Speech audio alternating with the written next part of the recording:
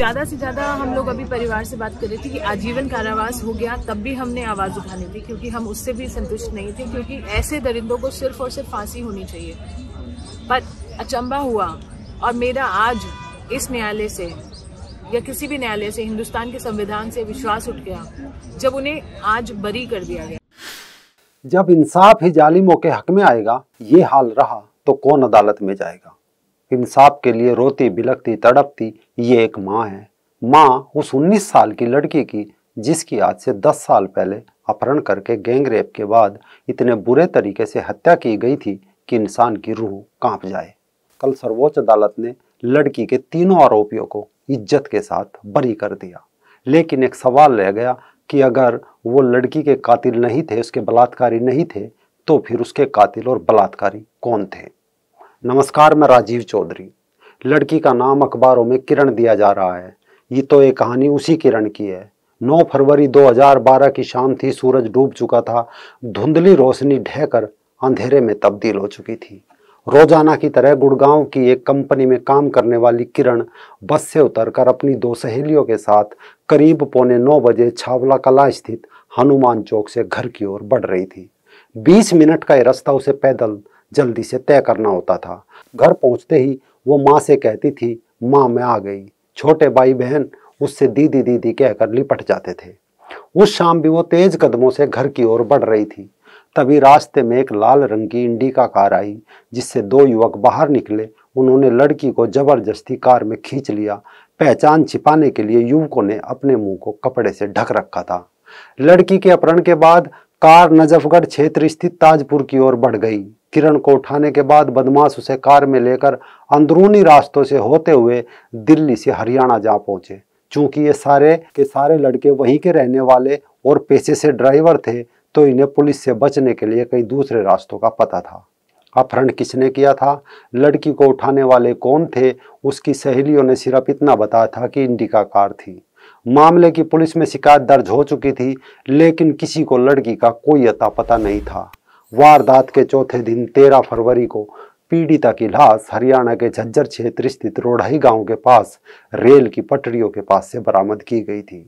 Police ने जांच के बाद रवि, उसके भाई राहुल और एक अन्य युवक विनोद को गिरफ्तार किया था। पुलिस के अनुसार रवि लड़की को पसंद करता था। रवि के प्रेम प्रस्ताव को जब लड़की ने ठुकरा दिया, तो इस वारदात को रवि ने भाई व दोस्त के साथ मिलकर अंजाम दिया था। लेकिन अंजाम कैसे दिया, ये किस्सा सुनकर किसी भी इंसान की रूह कांप जाए। दैनिक भास्कर में 2 साल पहले छपी एक रिपोर्ट बताती है कि लड़की का अपहरण करने के बाद दरिंदों ने रास्ते में एक ठेके से शराब की बोतल खरीदी और शराब पीते हुए लड़की के साथ बदसलूकी करने लगे। इसी जगह पहले तो आरोपियों ने उसके सारे कपड़े फाड़े, फिर एक एक करके उसका रेप किया। उन्होंने उसके साथ केवल रेप किया, बल्कि कई जगह से उसे दांतों से काटा और जलाया भी। लड़की अपनी जान की गुहार लगाती रही, लेकिन आरोपियों ने उसकी एक ना सुनी। उन पर हवस का ऐसा भूत सवार था कि वे कुछ भी सुनने समझने को तैयार नहीं थे। निढाल हो चुकी पीड़िता ने आरोपियों से पीने के लिए एक घूंट पानी मांगा, लेकिन तब तक उनके दिमाग में उसे मारने और अपनी करतूत छिपाने की तरकीब सूझ चुकी थी। वो दर्द से करहा रही थी, रो रही थी। इसके बाद आरोपियों ने उसे जिस घड़े से पानी पिलाया, सबसे पहले वही घड़ा उठाकर उसके सिर पर दे मारा। और इसके बाद तीनों ने लड़की के साथ जो कुछ किया, उसे सुनते ही किसी को भी उसकी दर्द की शिद्दत का एहसास होने लगेगा। उसका जिस्म खून से तरबतर था। इसके बाद दरिंदों ने गाड़ी को स्टार्ट किया और साइलेंसर से दूसरे औजारों को गर्म करके उसके शरीर को हर जगह से जला दिया। इतना ही नहीं, आरोपियों ने पीड़िता के प्राइवेट पार्ट को भी जला दिया। फिर आरोपियों ने बियर की बोतल तोड़कर उसके शरीर को काट दिया।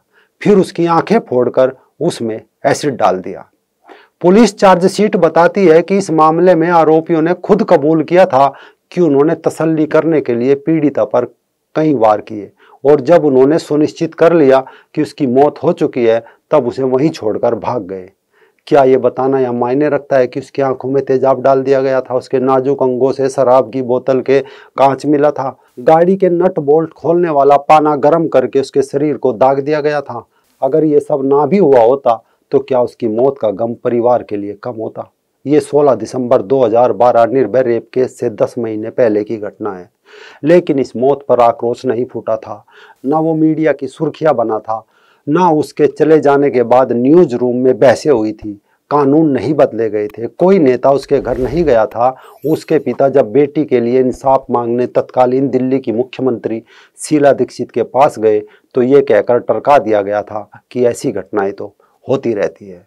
खैर, पुलिस जांच पड़ताल के बाद तीनों आरोपी पकड़े गए थे। उन्होंने अपना जुर्म भी स्वीकार कर लिया था। अब बात न्याय इंसाफ की होने लगी थी। अपनी बेटी को इंसाफ दिलाने के लिए कुंवर नेगी जंतर मंतर पर लंबा धरना देने बैठ गए, लेकिन कोई भी नेता उनसे मिलने नहीं पहुंचा। यहाँ तक कि जब वह धरने पर बैठा हुआ था तब केजरीवाल का पंडाल लगा था, भाषण चल रहा था, लेकिन किसी ने झांक कर नहीं देखा। दूसरे गेट पर राहुल गांधी की बैठक चली, वो भी उनकी तरफ नहीं आया। बूढ़े पिता ने बेटी को न्याय दिलाने के लिए पोस्टर लगाए थे, लेकिन किसी ने उन पर भी गौर नहीं किया था। बहरहाल, दिल्ली की द्वारका कोर्ट ने 2012 में लोअर कोर्ट ने दरिंदों को फांसी की सजा सुना दी थी। अब मामला दिल्ली हाई कोर्ट में जा पहुंचा था। 2 साल चली बहस और दलीलों के बाद दिल्ली हाई कोर्ट ने भी फरवरी 2014 में किरण के साथ हुए गैंगरेप के मामले के तीनों दोषी रवि, राहुल और विनोद की फांसी की सजा को बरकरार रखा। लेकिन आरोपी मामले को लेकर सुप्रीम कोर्ट पहुंच गए। एक तो गरीबी, ऊपर से कानूनी जंग। बूढ़े माता पिता न्याय की आस में करीब 6 साल सुप्रीम कोर्ट में लड़ाई लड़ते रहे। जस्टिस यूयू ललित और एस रविंद्र भट्ट और बेला एम त्रिवेदी ने इस मामले पर 6 अप्रैल को फैसला सुरक्षित रख लिया था। सरकार की ओर से additional solicitor general Aishwarya Bhati ने फांसी की सजा की पुष्टि की मांग की थी, लेकिन दरिंदों के पक्ष की ओर से कोर्ट में दलील दी गई कि दोषियों में से एक, जिसका नाम विनोद है, वह बौद्धिक अक्षमता से पीड़ित है, यानी पागल है, कम दिमाग है, उसके सोचने विचारने की शक्ति ठीक नहीं है। दोषियों की तरफ से पेश वकील ने इनके खिलाफ सहानुभूति भरा रवैया अपनाने का आग्रह किया था। कमाल देखिए, सहानुभूति भरा रवैया अपनाया भी गया। सुनवाई करते हुए महज 10 सेकंड के भीतर अदालत ने दिल्ली हाई कोर्ट और निचली अदालत के उस फैसले को पलट दिया जिसमें दोषियों के लिए फांसी की सजा सुनाई गई थी और इस केस के आरोपी तीनों आरोपियों को बरी कर दिया गया। इस फैसले से लड़की की मां बेहद आहत नजर आई और कहा कि सुप्रीम कोर्ट ने हमारी न्याय की आस तोड़ दी, अब किसी पर भरोसा नहीं रहा। फैसले के साथ ही पीड़ित परिवार एक अंधेरी भरी दुनिया में जहां फंसा, जहां सिर्फ न्याय उनकी जिंदगी में रोशनी ला सकती है।